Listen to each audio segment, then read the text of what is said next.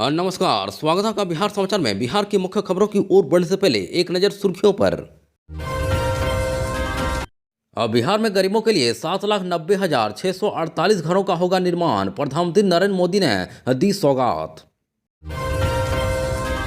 अब खुल जाएंगे पटना के सभी स्कूल, इतने बजे से संचालित होंगी कक्षाएं।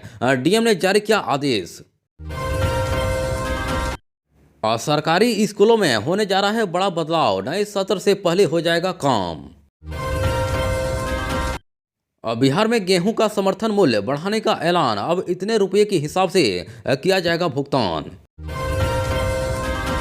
और खूब छका रहा मौसम, कभी धूप तो कभी ठंड और कोहरा। और जानिए आगे कैसा रहेगा हाल। अब बिहार में सरकारी स्कूलों के बच्चे पढ़ेंगे एनसीईआरटी की बुक, इस क्लास में अगले सेशन से होगा लागू। और तेज हुई सियासी हलचल, लालू यादव से मिलने पहुंचे पशुपति पारस, क्या एनडीए को लगेगा बड़ा झटका। चलिए जानते हैं बिहार के मुख्य खबरों की ओर विस्तार से। और प्रधानमंत्री नरेंद्र मोदी ने बिहार के गरीबों के लिए बड़ी सौगात दी है। वहीं बिहार में गरीबों के लिए 7,90,648 घरों का अब निर्माण होगा। वहीं मुख्यमंत्री की पहल से PMYG के अंतर्गत लक्ष्य में 5.46 लाख मकान की वृद्धि हुई है। वहीं इस बात की जानकारी डिप्टी सीएम सम्राट चौधरी ने दी है। वहीं उप मुख्यमंत्री सम्राट चौधरी ने कहा कि चालू वित्त वर्ष में अब बिहार में गरीबों के लिए 7,90,648 घरों का निर्माण कराया जाएगा। उन्होंने कहा कि मुख्यमंत्री नीतीश कुमार के प्रयास से केंद्र सरकार ने प्रधानमंत्री आवास योजना ग्रामीण के तहत चालू वित्त वर्ष में 7,90,000 और मकान बनाने का लक्ष्य तय किया है। उन्होंने कहा कि मुख्यमंत्री नीतीश कुमार के प्रयास से केंद्र सरकार ने प्रधानमंत्री आवास योजना ग्रामीण के तहत चालू वित्त वर्ष में 7,90,000 और मकान बनाने का लक्ष्य तय किया है। वहीं इसके लिए उन्होंने प्रधानमंत्री नरेंद्र मोदी और ग्रामीण विकास मंत्री शिवराज सिंह चौहान को धन्यवाद दिया है।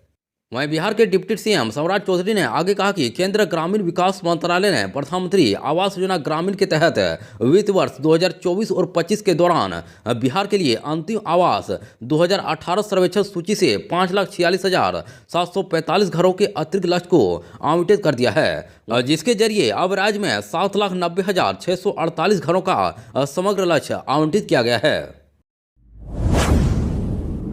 राजधानी में ठंड के कारण पिछले कुछ दिनों से बंद सभी निजी और सरकारी स्कूल आज यानी 20 जनवरी से खुल जाएंगे। वहीं पटना के डीएम चंद्रशेखर सिंह ने इसको लेकर आदेश जारी किया है। वहीं सभी कक्षाओं का संचालन सुबह 9 बजे से 3:30 बजे तक किया जाएगा। दरअसल पटना में पिछले दिनों कड़ाके की ठंड को देखते हुए जिला प्रशासन ने 18 जनवरी तक 8वीं तक के सभी स्कूलों को बंद करने का आदेश जारी किया था। लेकिन अब 20 जनवरी से सभी स्कूल खुल जाएंगे। फिलहाल सभी कक्षाएं सुबह 9 बजे से 3:30 बजे तक चलेंगी। बिहार के सभी सरकारी स्कूलों में नए सत्र से पहले बड़ा बदलाव होने जा रहा है। वहीं अब कई छात्रों को भी कई सुविधाएं देने का प्लान है। दरअसल इन सभी स्कूलों में अतिरिक्त कक्षा बनाने का ऐलान किया गया है, जिससे छात्रों की परेशानी दूर होगी। इसके अलावा छात्र छात्राओं को स्कूल किट दी जाएगी।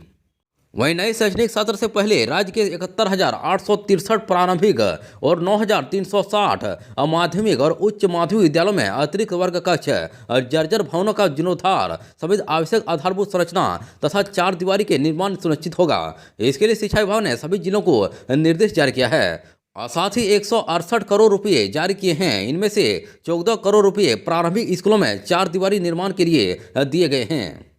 जबकि अप्रैल से शुरू हो रही शैक्षणिक सत्र के पहले सप्ताह में सभी सरकारी विद्यालयों में पहले से 12वीं कक्षा के छात्र छात्राओं को शैक्षिक किट मिलेगी। इनमें नामांकित छात्र छात्राओं की संख्या 1,84,36,388 है। लेकिन शैक्षिक किट उन्हीं छात्र छात्राओं को मिलेगी जिनके ब्यौरे आधार कार्ड के साथ ई शिक्षा पोर्टल पर उपलब्ध हो। और केंद्र सरकार ने वर्ष 2025 और 26 के लिए गेहूं के समर्थन मूल्य में 150 रुपये की बढ़ोतरी की है। वहीं किसानों को अब प्रति क्विंटल 2,425 रुपये का भुगतान किया जाएगा। वहीं भारतीय खाद्य निगम के सहायक महाप्रबंधक सुनील कुमार ने किसानों के साथ हुई बैठक में इस बात की जानकारी दी है। अब पहले किसानों को प्रति क्विंटल गेहूं 2,275 रुपये सरकार देती थी, वहीं अब 2,425 रुपये भुगतान करेगी। वहीं भारतीय खाद्य निगम रबी विपणन वर्ष 2025 और 26 में न्यूनतम समर्थन मूल्य 2,425 रुपये में अब सीधे किसानों से गेहूं खरीदेगी और 48 घंटे के भीतर खाते में राशि का भुगतान करेगी।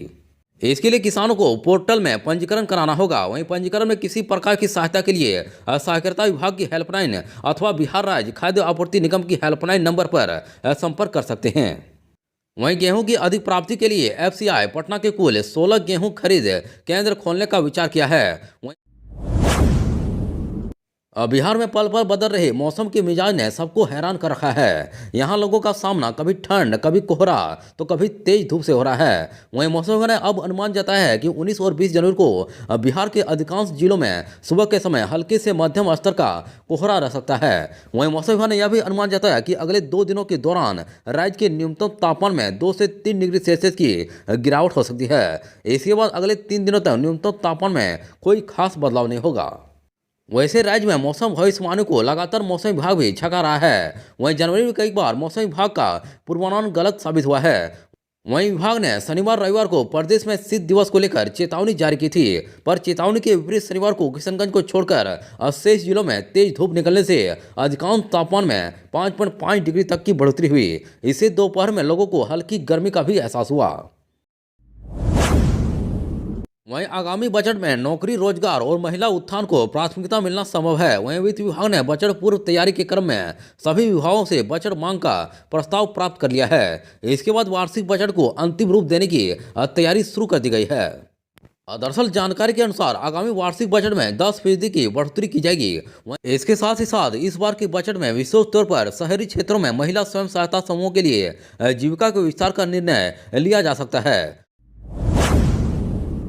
पूर्व केंद्रीय मंत्री पशुपति पारस रविवार को लालू प्रसाद यादव से मुलाकात करने पहुंचे। वहीं दोनों नेताओं के बीच मुलाकात चल रही है। वहीं 15 जनवरी को लालू यादव पशुपति पारस के नियंत्रण पर उनके कार्यालय पहुंचे थे। वहीं उस दौरान लालू यादव ने संकेत दिया था कि भविष्य में पशुपति पारस महागठबंधन का हिस्सा बन सकते हैं। ऐसे में आज उनकी दूसरी मुलाकात हो रही है, जो 10 सर्कुलर रोड स्थित राबड़ी आवास के अंदर हो रही है। वहीं इस मौके पर नेता प्रतिपक्ष तेजस्वी यादव भी मौजूद रहे।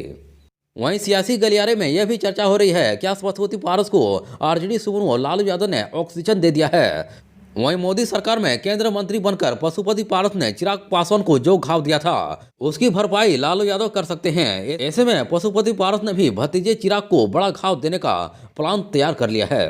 दरअसल आज की मुलाकात के बाद राजनीतिक गलियारे में चर्चा यह भी है कि लालू यादव ने सुपरभाजन सिंह और पशुपति पारस दोनों को बड़ा टास्क दिया है। वहीं लालू के इस टास्क से एलबीजी रामविलास के नेता चिराग पासवान को घेरा जाएगा। इसके तहत मुंगेर, वैशाली, बेगूसराय, खड़गिया, नवादा, जमुई और हाजीपुर संसदीय सीट के अंतर्गत आने वाली विधानसभा सीटों पर चिराग पासवान की पार्टी के प्रत्याशियों को नुकसान पहुंचाया जाएगा। बिहार के सरकारी स्कूलों में 6ठी से 8वीं तक के बच्चे अगले शैक्षणिक सत्र से एनसीईआरटी के पाठ्यक्रम पर आधारित किताबें पढ़ेंगे। इन किताबों में बिहार के भौगोलिक, ऐतिहासिक और सामाजिक परिवेश विषयों से जुड़े कुछ पाठ अलग से जुड़े गए हैं। वहीं 1ली से 5वीं तक की किताबें पूर्व की भांति एनसीईआरटी की ओर से तैयार की गई है। वहीं इन किताबों की छपाई शुरू हो गई है। शिक्षा विभाग का लक्ष्य है कि अगले सत्र की किताबें 15 मार्च 2025 तक स्कूलों में पहुंचा दी जाएगी, ताकि अप्रैल में सत्र की शुरुआत में ही बच्चों के हाथों में किताबें उपलब्ध हो। स्कूलों में समय पर किताबें पहुंचने को लेकर युद्ध स्तर पर शिक्षा विभाग काम कर रहा है। वहीं इस बार सिर्फ बिहार के ही मुद्रकों को किताब छपाई की जिम्मेवारी दी गई है। बिहार के अपर मुख्य सचिव डॉक्टर एस सिद्धार्थ के निर्देश पर बिहार राज्य पाठ्य पुस्तक प्रकाशन निगम लिमिटेड निरंतर किताबों की छपाई की मॉनिटरिंग कर रहा है। दरअसल पहले चरण में 1 करोड़ 10 लाख बच्चों के लिए किताबों की छपाई की जा रही है। वहीं किताबों की संख्या 11 करोड़ होगी। बाद में ये आवश्यकता अनुसार और भी किताबें छापने पर विभाग विचार करेगा। दरअसल मुद्रक किताबों की छपाई उत्कृष्ट पन्नों पर करें, इसको लेकर भी कई स्तर पर जांच की व्यवस्था की गई है। वहीं मुद्रकों को निर्देश है कि भारत सरकार की एजेंसी से कागज कताई मानक की जांच रिपोर्ट प्राप्त करने के बाद ही किताबों की छपाई करनी है, ताकि बच्चों में सड़क सुरक्षा की जानकारी शुरू से ही विकसित हो। वहीं QR कोड से बच्चे कैसे किताब पढ़ेंगे, इसकी भी जानकारी किताब में दी गई है।